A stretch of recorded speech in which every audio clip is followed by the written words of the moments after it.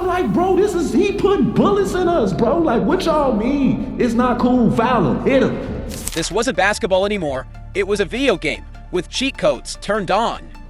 But the best was still yet to come. Curry was just pure magic. The chef, the baby-faced assassin, the magician. Call him whatever you want. But on this night, he was that guy. For three. Got it. What a night for Steph Curry. In 2013, LeBron James was at the height of his powers. Pull. Dang. Whoa. Carmelo Anthony was mounting his own campaign. The full shot clock to free. Anthony. Kobe Bryant was pushing for one more run at the top, still carrying the Lakers on his shoulders. This was the NBA in 2013, where defenses guarded the paint first and the three-point line second, where stars lived in the mid-range.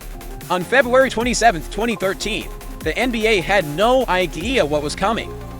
But everything was about to change. A skinny guard with a history of ankle injuries, not even an all-star yet, walked into Madison Square Garden and delivered a performance that forced the entire league to rethink what was possible.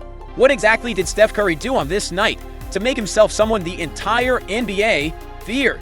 That's how Steph Curry felt after being left off the All-Star team in January of 2013. Then, not long after that snub, on February 26th, he found himself in the middle of a scuffle with the Indiana Pacers. He stepped in to defend a teammate, but instead was shoved to the floor. Not once, but twice. Like he didn't belong with the big boys. The league handed him a $35,000 fine for that incident. After review during the altercation, 3 technical fouls have been assessed. A technical foul on Curry for taunting Brooks, then during the level action for Brooks engaging with Curry. After missing most of the previous season with ankle injuries, this was still his reputation around the league. But there was no time to linger on the negativity, because in less than 24 hours, Curry was scheduled to step onto the floor at Madison Square Garden, the mecca of basketball, to face a scoring champion in his prime, Carmelo Anthony, and the best Knicks team New York had assembled in over a decade. But the climb was steep. Golden State would be missing 3 key teammates before the game had even begun. Imagine one of those nights where you need things to go your way, but nothing seems to work. That was Curry in the first 12 minutes. He tried to spark himself with a few highlight plays, but nothing landed. He was stuck watching a Knicks dunk fest that spotted low. Boy, how many times they gonna run that again? But after one quarter, all he had to show was 4 measly points.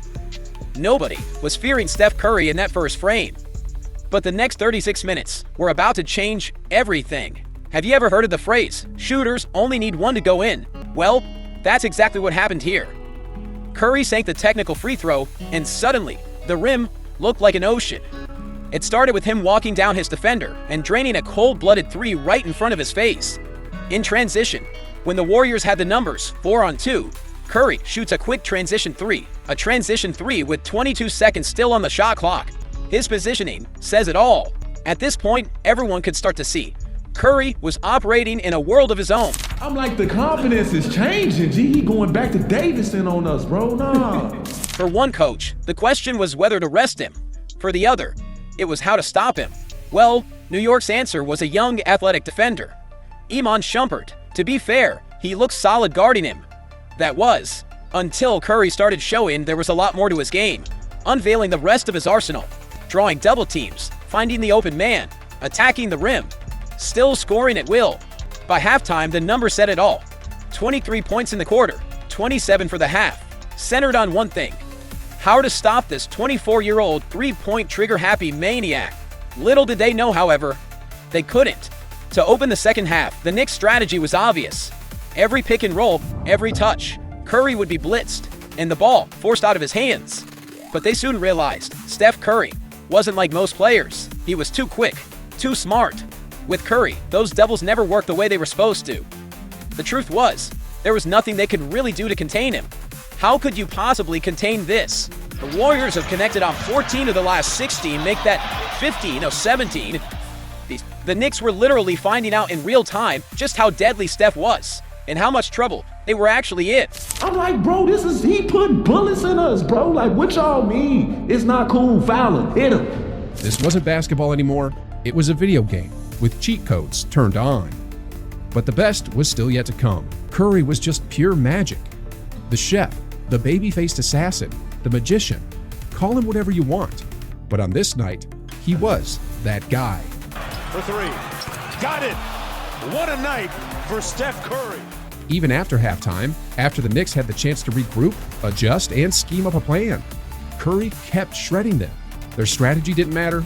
Their doubles didn't matter. Their crowd didn't matter. They were having a midlife crisis. But we knew it, the man had 50 and the garden was cheering for him. I say they cheering for him. I was sick, bro. To start the fourth quarter, the Knicks showed the only way they thought they could guard him. By holding him. Curry kept proving there was nothing they could do. He was pulling up from 30 feet away, with 19 seconds still left on the shot clock. Shots no one in the league had ever dared to take. He was, falling his. Oh no, bro. Now he talking to the crowd. He pointing at fans. Look at the Knicks coach's face after watching that bomb drop. Curry was operating on another planet and playing a style of basketball no one had ever witnessed before. Guy is hot. Curry for three. Wow! Unbelievable! Making it rain in New York. I mean, it's no exaggeration when I say that Curry was turning Madison Square Garden into his own backyard playground. Curry, why not? For three! Bingo! They knew Curry was far too dangerous to even touch the ball.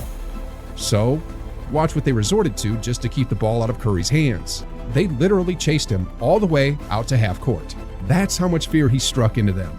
And yet, with all of New York's defense locked on him, Curry kept slipping those gaps.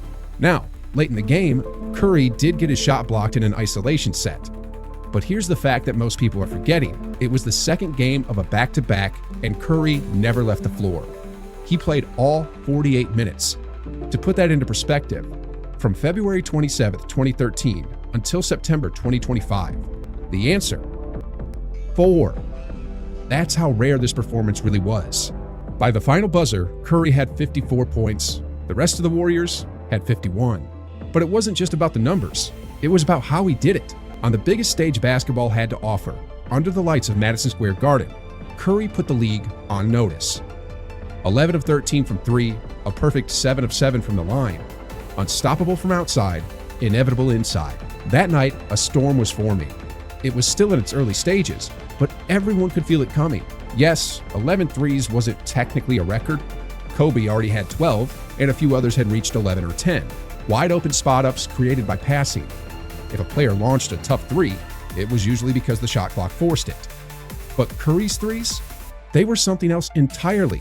All he needed was the slightest daylight, and the shot was gone. The all-time leader in threes, an Olympic gold medalist, one of the most feared players basketball has ever seen. Every legend, every dynasty has an origin story. Do you know the light-skinned man, the light-skinned man, the light-skinned man? Do you know the light-skinned man that lives on Drury Lane?